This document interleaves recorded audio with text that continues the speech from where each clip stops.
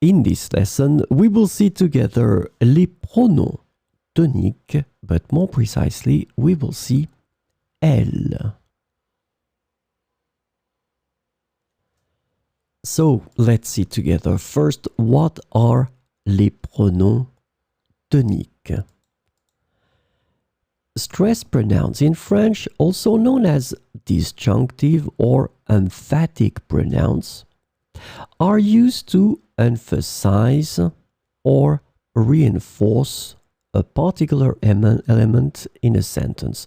So this is really important. Remember, you will use les pronoms toniques to emphasize or reinforce an element that is in the sentence.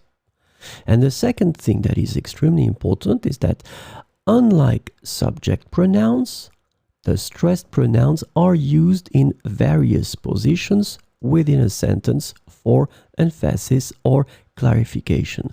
So these pronouns will have this possibility to occupy various positions in the sentence. So this lesson is about elles. And the stress pronoun elles can be translated into various ways in English, such as they or them, specifically referring to a group of females. So remember, it will be for the feminine form. Elles chante, elles dansent chaque samedi. Elles dansent chaque samedi.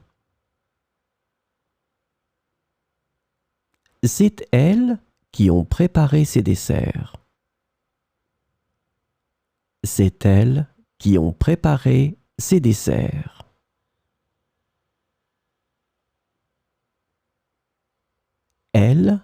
Elles travaillent pour une grande entreprise.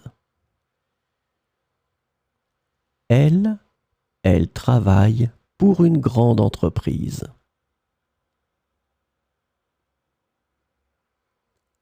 Entre elles, il y a une entente parfaite. Entre elles, il y a une entente parfaite.